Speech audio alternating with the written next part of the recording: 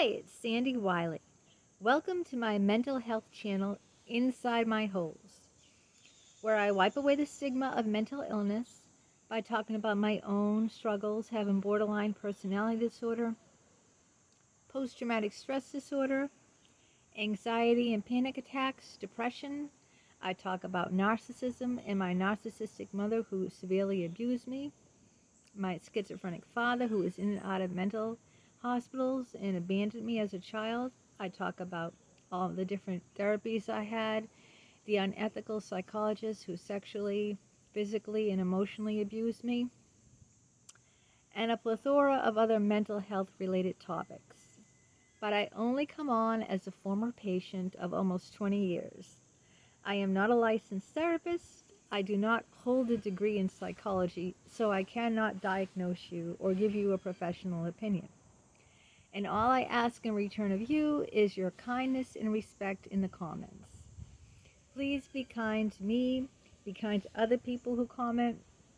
We don't need to agree on everything, but we do need to agree on showing each other respect and kindness always. Now, if you are new to my channel, welcome. Hit that subscribe button, that box that says subscribe in the lower right hand corner, because it's 100% free, and that way you'll be notified every time a new video comes up. If you like what you see, give it a thumbs up. Today I'm going to talk about how we never really get over our childhood traumas. Now, I'm not trying to come on here and be, Ms. Pessimistic and telling you that you can't overcome adversity and tragedy in your life. I'm not trying to say that at all. I'm just saying for a vast majority of us, and I've seen it in other people, why do you think psychologists make big money? And, there's like zillions of them out there. Just look in Psychology Today's website. Look at your insurance panels. I mean, there's no shortage of psychologists. It's because people don't get over their childhood traumas. That's why they're making all this money. Otherwise, they'd be out of a job. Children are like sponges, okay? They absorb everything, very impressionable. And parents or caretakers are the first real role models in a child's life. Okay, the mother and the father or whoever raises them, foster parents, aunts or uncles, grandparents, whoever it is who raises the children are the first role models in a child's life.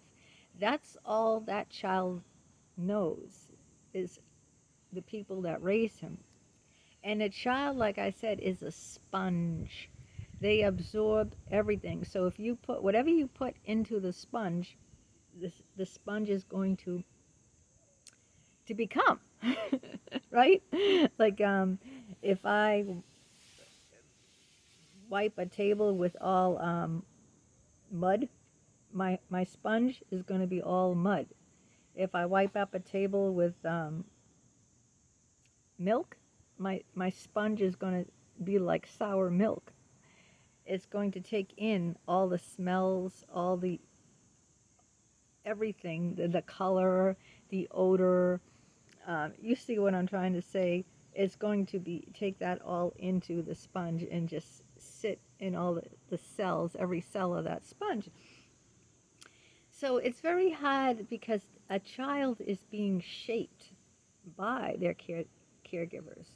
So whatever way they're shaped, like a potter that's shaping his clay with his wet hands, whatever way that potter molds that mound of clay, a child is like a mound of clay, and then it sets, it will be that shape. Once it sets and dries, you can't change that shape, okay? The potter can't change the shape of what he's already created. You see what I'm saying? That once, his hands have been on that and molded that to whatever he has crafted that to be, that's what it's going to be when it sets. And this is what I'm trying to get through to people here, that it sets in very early, and then if children aren't taught anything different or taken out of the traumatic situation, if they're kept in, kept in the potter's wheel, the abusers, like my narcissistic mother, I was kept in her wheel, and she kept, molding me into this horrific, grotesque thing because of the way she raised me, and I dried and I set to what that was. So it really is imperative, if you are a parent or you're thinking of becoming a parent, to realize this. Don't become a parent unless, you're mentally healthy yourself, because you're going to impact another human being's life for the rest of their lives. You're going to bring another human being into this world, and you're going to shape another human being. And how you shape that it affects, it's like a domino effect. And not only affects that person that you shape, but then how they treat other people along the way. What do you think about bullies? Bullies are only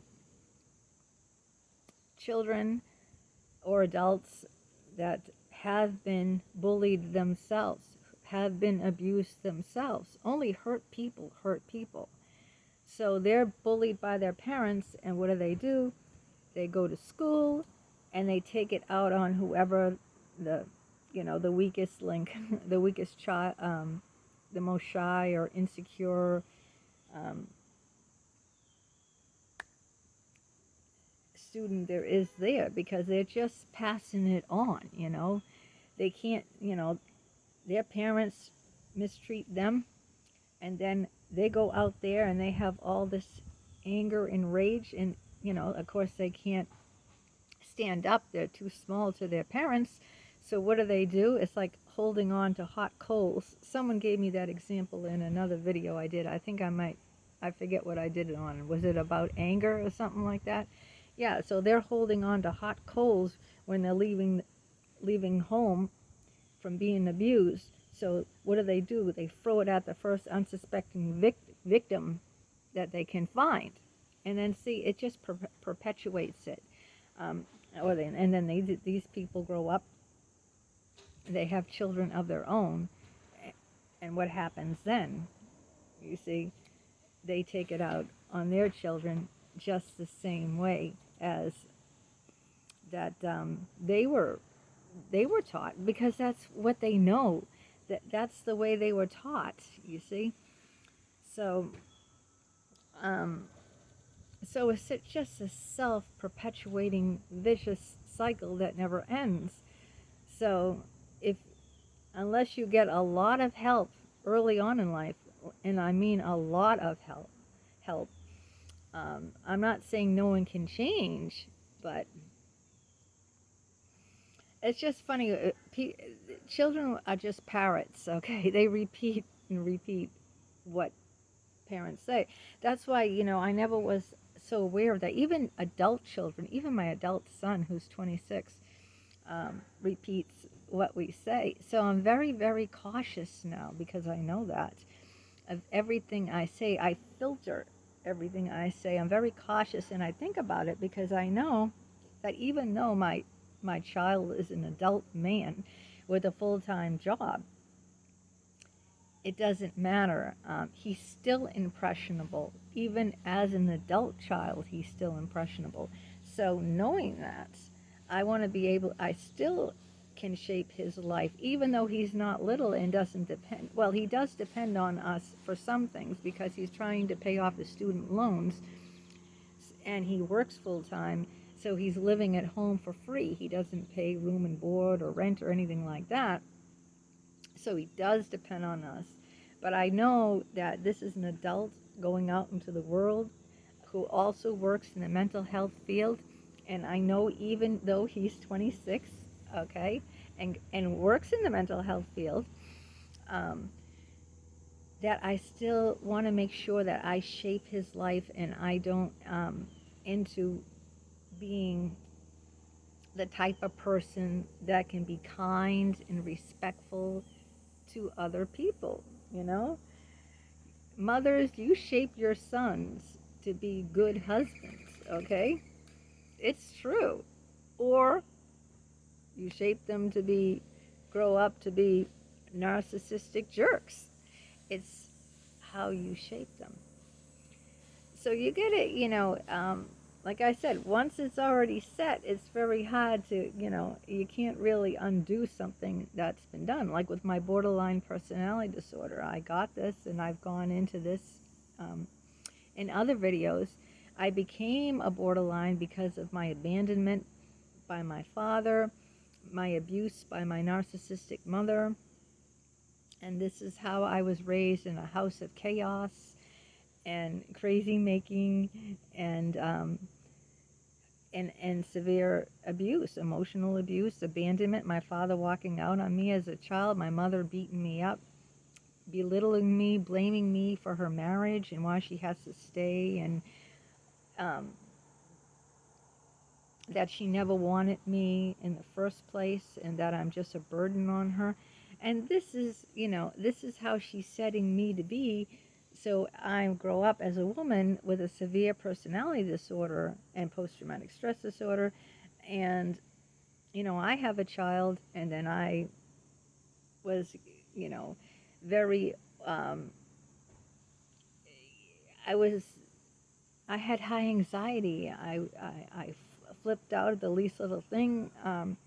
So he didn't grow up in a calming environment with me around because I wasn't a calming person inside myself.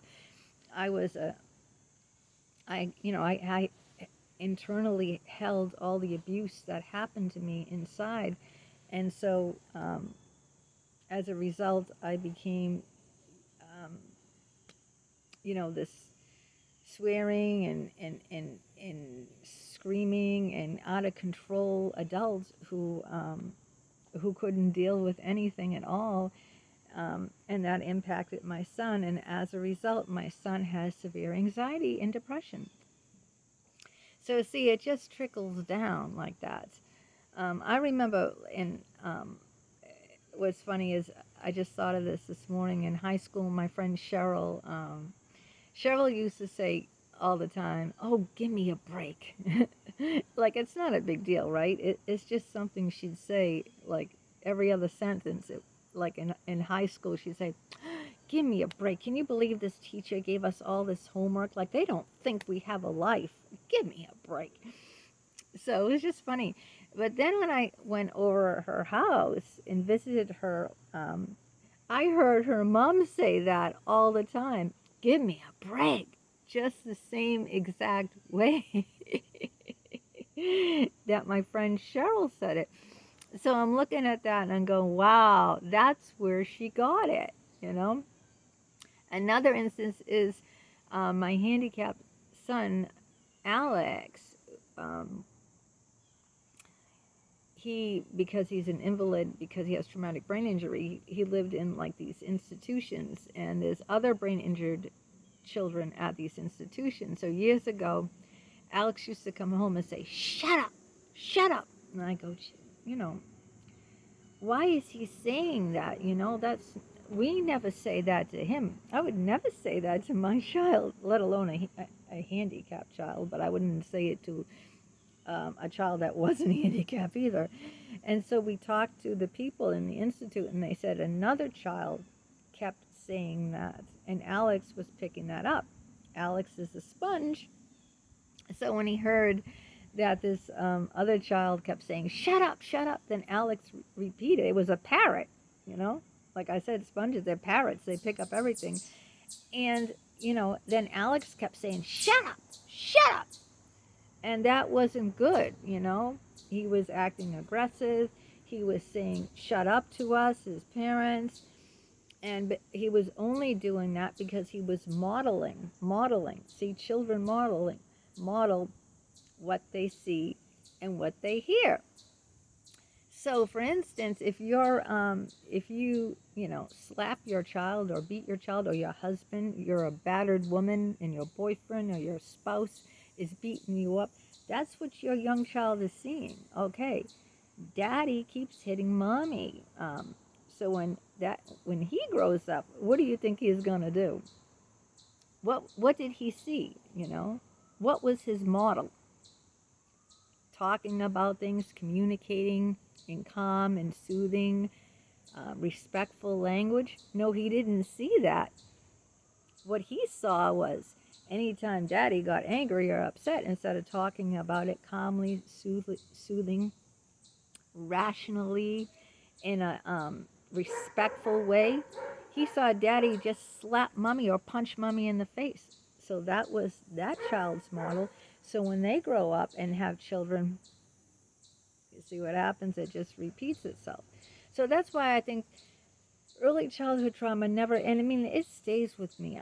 It is still with me. I still feel insecure, no good, worthless. I still feel all those feelings that I did as a child, and I'm 59 years old. I've been in therapy for almost 20 years, and I'm still not over it. So this is what I'm trying to get at here, that I'm already set, I've been molded in, the role models I had. My mother would throw things, anything would be a weapon, a missile. Anything around would be a missile. She threw a lamp once at me. Get the fuck out. Right at me, Claw me with her nail, gouge me with her nails until my whole arms were shreds and bleeding. So this was my role model, and I don't think that, you just never get over that intense form of abuse. I just don't think, I never got over it anyway. And then going to psychologists to try to cope with that, and try to come to terms with that, and and they just sexually abused me and sexually exploited me. They just re-traumatized me. So I got, and instead instead of getting better, it just compacted and compacted and compacted, with each and every therapist, until I completely broke away 100% free of therapy. But so yeah, I as a result of all of this now, I'm much more aware of, psychologically minded. I know my triggers now. I know what sets me off. I take a step back first, and I always think before I speak. I screen everything. I screen all my thoughts like a sieve, like when you go into the beach and you have those sieves, and you put the sand through, and all the little rocks and pebbles and jagged and plastic and all the glass and junk comes, is on top, and the clear sand, smooth sand with nothing, completely version free, like free of everything. That's what I do now. I take all my thoughts, and put them through the sieve, and all the bad gravelly glass, plastic, and rocks stay on top. And what comes out of me, what comes out of my mouth, is like pure and soft, and it's not tainted. So I'm much more conscientious now, because I don't want to have what happened to me happen to my son. You see, I have an impact on my son. I have an impact, because I'm still his mother. I'm still his role model. Even though he's 26, he's still living at home. So he's still impressionable. We're all impressionable. Think about people who are in cults, right? Those people are very impressionable, and they join them when they're, adults. they can go into cults as adults, and the leader and what he says, they abide. They're very impressionable. And this can work, like I said, in a positive way, or it can work as in a cult in a very negative way to brainwash people to even kill themselves or to hurt other people, like Charles Manson, because these people probably came from very traumatic, abusive families, ran away from them, believed what this man told them, because they were so impressionable, and as a result, so just be aware of that. I am now. I'm very aware of what I say to everyone, not just my son. I'm very aware. I filter my thoughts, like I said, filter so all the junk lies on top, and what pours down is smooth and free of any debris. So I do that, and that can only help. It can help going forward, so that remember, you're a role model. I'm a role model. These videos, are role models for people, and impressionable people watch. And I want to make sure that I'm a positive role model, that watching my video will bring something positive into someone's life, even though I talk about very difficult topics, and I talk about things that are not easy, and share with you things that are really pretty horrific. But I still want to make an impression that we're all worthwhile people. We all have something to offer here. So let us put a little more thought and kindness and respect and into that, and think before we say anything or take any action. All right, let me know what you think of the video, if you've been abused, if you think that everything I said, do you agree with it, do you disagree with it? You don't have to agree with it. You can give your own opinion as long as it's respectful. All right, till next time.